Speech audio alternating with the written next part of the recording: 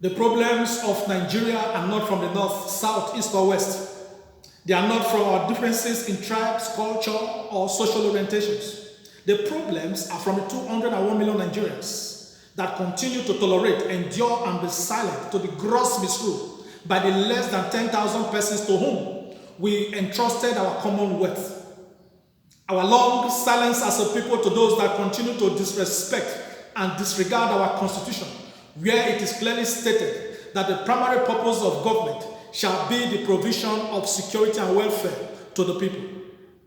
Fellow Nigerians, the world is still discussing the controversial judgment by the Presidential Election Tribunal between APC and PDP, the two political parties that has brought our country to its knees, the two political parties that have brought untold hardship to Nigerians. Our polls shows that 99.9% of us are unsatisfied with the ruling. As a coalition, with respect for the rule of law, we shall not judge the judgment until the outcome of the Supreme Court ruling. However, we must state that it is laughable and it is now it is international ridicule to know through the tribunal that Nigerians no longer need to attach their certificates to their election applications simply because retired General Muhammadu Buhari does not have a certificate or did not have a certificate to attach. According to his Minister of Information, Lai Mohammed, he said that Nigerians should forgive Buhari because he could not find his certificate, simply because he finished secondary school. I beg your pardon, did not attend university. Simply because he finished secondary school many years ago. But he forgot to mention the fact that Olusegun Obasanjo, who is older than Buhari, could find his certificates when he applied to contest election in 1999 and 2003. And it is also very ridiculous that the same Buhari that does not respect court orders respected the ruling of the tribunal because it favors him. As long as this government will continue to tolerate the killing of Nigerians in and outside Nigeria, unlawfully detain our compatriots, appoint corrupt persons into government, disregard court orders, and fail to keep to its campaign promises, we, members of the Global Coalition for Security and Democracy in Nigeria, shall continue to do the needful for national service. Nigeria comes first, and we refuse to be intimidated. Fellow Nigerians, right here in my hand, I have with me a petition which we have written to FBI, and it was posted yesterday, and I wish to read it out to you. Christopher Ray, Director, Federal Bureau of Intelligence, Washington, D.C., United States of America. Dear sir, the indictment of 77 Nigerians for fraud and the need for further investigation. It was with heavy hearts that we received the news of our compatriots who were alleged to be involved in online financial scams, especially because it dents our national image and beclouds the many activities of outstanding Nigerians that continue to excel in various human endeavors globally. We know who we are.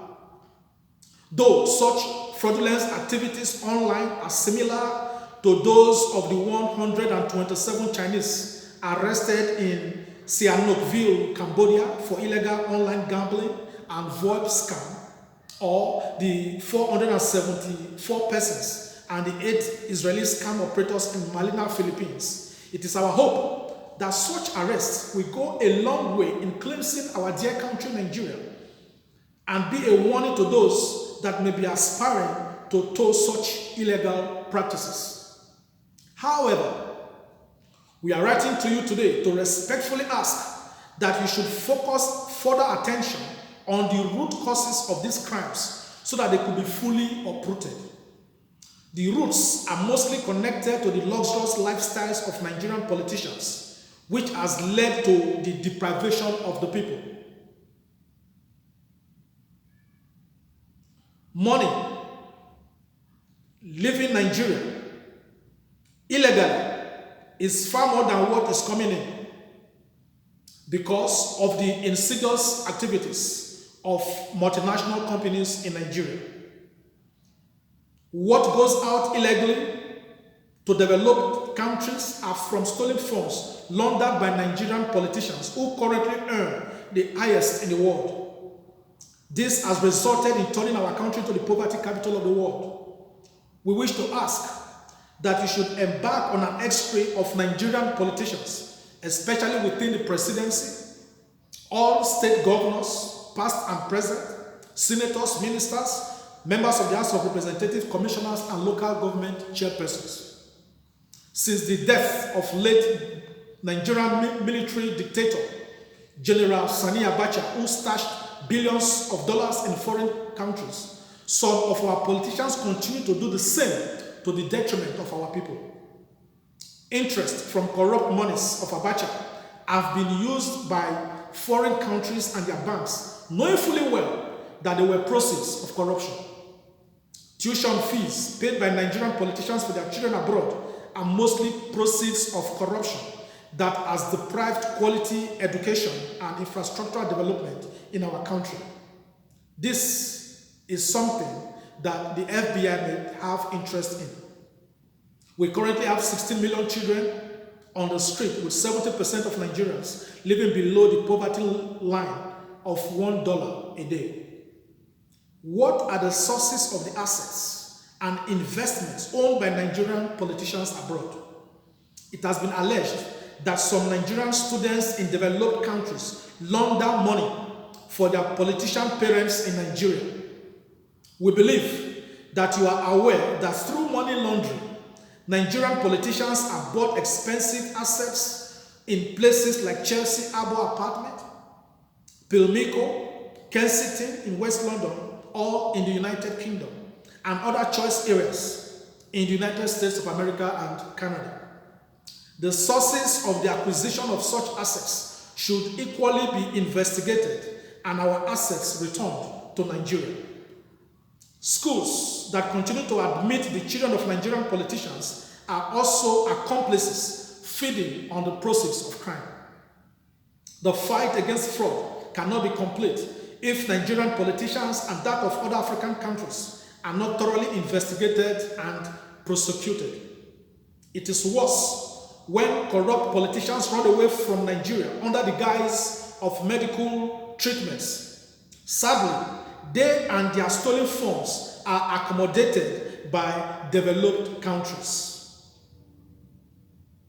Huge amounts of our money stolen in industrial scale from Nigeria are funding the economies of developed countries.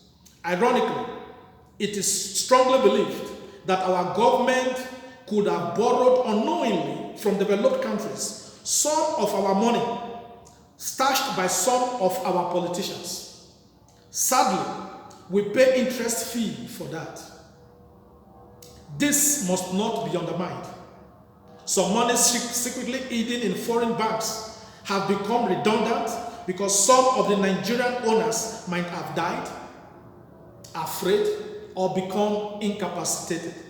Banks such as Deutsche Bank, AG, HSBC Holdings PLC, and Bank SBA willingly kept money stolen by Abacha and others. Is it not criminal for countries to keep our stolen funds and end up freezing such funds based on manufactured technicalities? The United States of America has frozen more than $458 million of Abacha loot. Why did they accept it in the first place? About $330 million was restrained in bank accounts in Bailiwick of Jersey, and $145 million was restrained in bank accounts in France. Why did they accept such money in the first instance? The second aspect that needs urgent investigation is the oil exploring companies in Nigeria. 22 million barrels of crude oil has been lost within the short period of January and June 2019. This translates to 6% of Nigeria's daily output. The stolen crude oil are usually bought by foreigners and exported to foreign countries. Between May 2018 and May 2019, Nigeria lost 188.8 billion naira to crude oil and petroleum product theft, masterminded by foreign bodies. The health hazards resulting from the huge environmental degradation, devastation, and impoverishment of our people in the Niger Delta is a result of this evil exploration, mostly carried out by Shell, Chevron, and others. We now drink polluted water, contaminated with benzene carcinogen at a level of around 900, which is higher than what is recommended by the World Health Organization for drinking water. $1 billion is currently needed to clean 1,000 square kilometers of the Ogoni land in Niger Delta of Nigeria. Capital flight that fraudulently leads Nigerians through the oil sector and self-seeking politicians is mind-boggling. This has been worsened by the fact that we do not have a proper Minister of Petroleum in Nigeria since 2015.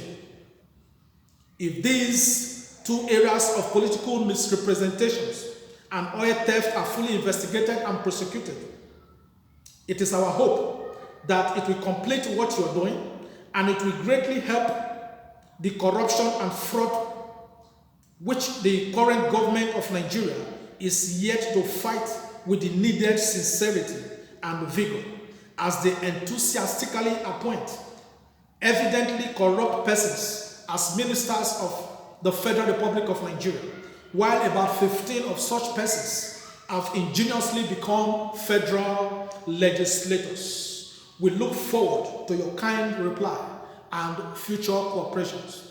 Yours sincerely, Frederick Odorige, on behalf of the Global Coalition for Security and Democracy in Nigeria. Thank you.